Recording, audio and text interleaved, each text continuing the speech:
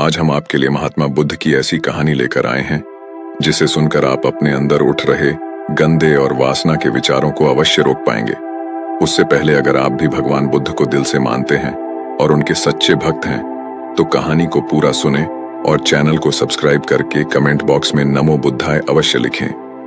एक बार एक युवक गौतम बुद्ध के पास आया और गौतम बुद्ध से बोला कि हे बुद्ध, मेरे मन में इतने गंदे विचार क्यों आते हैं।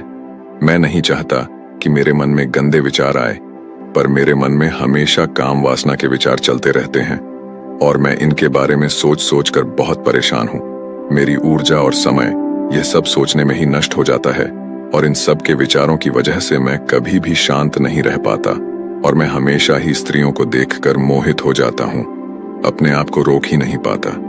बुद्ध मुस्कुराए और उन्होंने उस युवक से पूछा, क्या तुम्हें पता है यह काम वासना होती क्या है? फिर उसने ने उत्तर दिया और कहा, बुद्ध, मैं यह तो नहीं जानता कि काम वासना होती क्या है, पर हाँ, यह जो भी है बहुत बुरी चीज है। फिर बुद्ध ने उस युवक से कहा कि सबसे पहले तो तुम्हें यह समझना है कि प्राकृतिक रूप से जो भी चीज हमारे अंदर है वह बुरी नहीं है। हमारे जीवन में उसकी कुछ ना कुछ जरूरत है। वासना कोई बुरी बात नहीं है। ये तो हमारे मन की एक भावना है जो हमें किसी न किसी चीज की कमी का एहसास करवाती है और फिर हम उस चीज को पाने के लिए उस चीज की तरफ आकर्षित हो जाते हैं। जैसे अगर तुम्हारे पास धन की कमी है तो तुम में धन की वासना उत्पन्न हो जाएगी। तो वासना कुछ और नहीं, बस एक प्रकार की कमी है जो कि एक प्रकार की जरूरत का एहसास है, और जब यह जरूरत शारीरिक हो तो हम इसे काम वासना का नाम देते हैं। युवक ने गौतम बुद्ध को कहा कि बुद्ध, मुझे काम वासना का मतलब तो समझ में आ गया, पर आप मुझे यह बताइए कि यह आती कहां से है और कैसे आती है। गौतम बुद्ध ने कहा कि काम वासना कहीं से आती नहीं है, ये तो हमारे अंदर ही होती है और इसका होना तो जरूरी भी है, तभी तो मानव जाति का विस्तार होगा।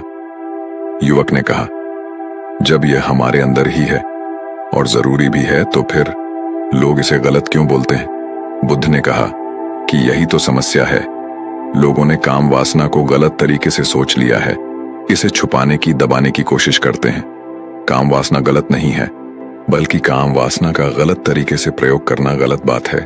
लोग जिससे प्रेम करते हैं बस उसी के लिए जीने लग जाते हैं, उसे पाना ही अपना मार्ग बना लेते हैं और उसी के बारे में हमेशा सोचते रहते हैं, पर यह सब गलत है।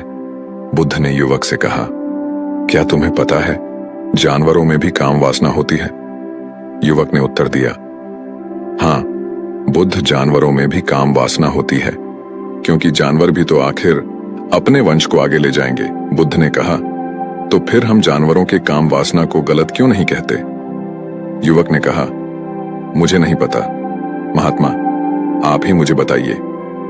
गौतम बुद्ध ने कहा कि जानवर अपनी काम वासना का प्रयोग आनंद प्राप्ति के लिए नहीं करते, वह तो सिर्फ संतान उत्पत्ति करने के लिए काम वासना का उपयोग करते हैं। जानवरों को प्रकृति ने इतनी समझ नहीं दी कि वह काम वासना को अपने सुख का आधार बना सके।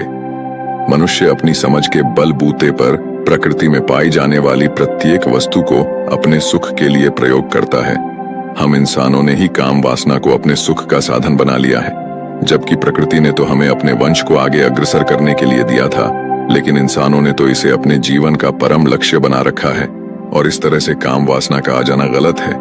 तभी उस युवक ने पूछा कि महात्मा जी, ये काम वासना हम पर हावी क्यों होती है और क्यों ये हमेशा क्यों आ जाती है?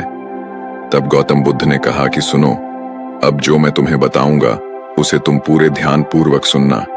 काम वासना का सारा खेल तुम्हें समझ आ जाएगा, तुम्हें तुम्हारे सारे सवालों का जवाब मिल जाएगा, बस तुम्हें ध्यान से सुनकर समझना है।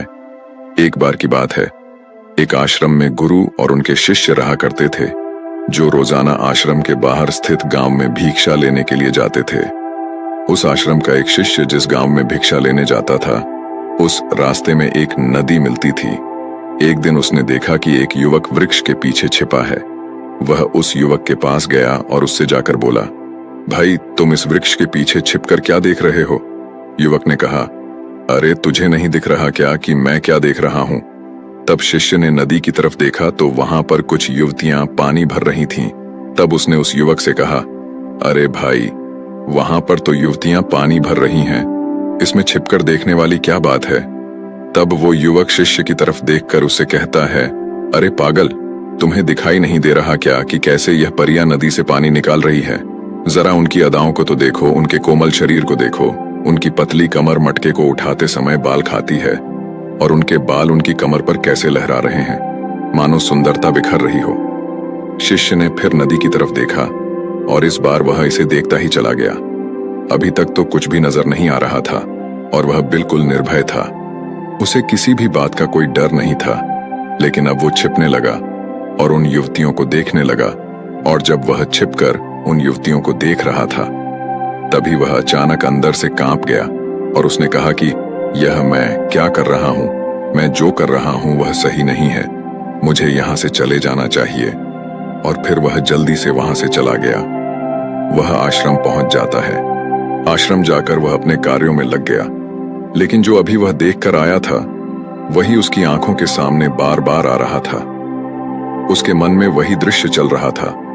उसका मन वही सब कुछ देखने के लिए उतावला हो रहा था। उसका किसी भी काम में मन नहीं लग रहा था। सुबह होते ही वह जल्दी ही भिक्षा के लिए आश्रम से निकल जाता और उस नदी के पास वाले वृक्ष के पास जाता जहां पर वह युवक पहले से मौजूद रहता था। उसके साथ मिलकर युवतियों को छुप छुप कर देखता था। अब वह रोज ऐसा करने लग गया। यह उसके रोज का काम हो गया। अब उस शिष्य का मन किसी भी काम में नहीं लगता था। वह हमेशा ही किसी न किसी प्रकार के विचार में उलझा रहता। वो आश्रम के कार्यों को भी ठीक तरीके से नहीं कर रहा था। ना वो ठीक से सो पाता था, ना वो ठीक से खाना खा पाता था। उसका मन बेचैन सा रहता था। उसका मन बार बार उन युवतियों के सौंदर्य को देखने के लिए लालायत होता रहता था। जब गुरु दीक्षा देते तब भी उसका मन कहीं और विचारों में खोया रहता था। गुरु ने अपने शिष्य की इन हरकतों को भांप लिया था। तब एक दिन गुरु ने शिष्य को अपने पास बुलाया और कहा कि आज से मैं भी तुम्हारे साथ भिक्षा मांगने चलूंगा। तुम और मैं साथ साथ भिक्षा मांगने चलेंगे।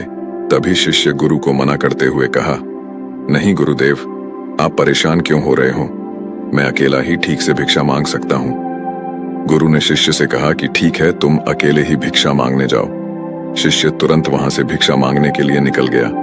उसके जाने के बाद गुरु भी आश्रम से निकल गए और शिष्य का पीछा करने लगे कि वो कहाँ जाता है, किससे मिलता है।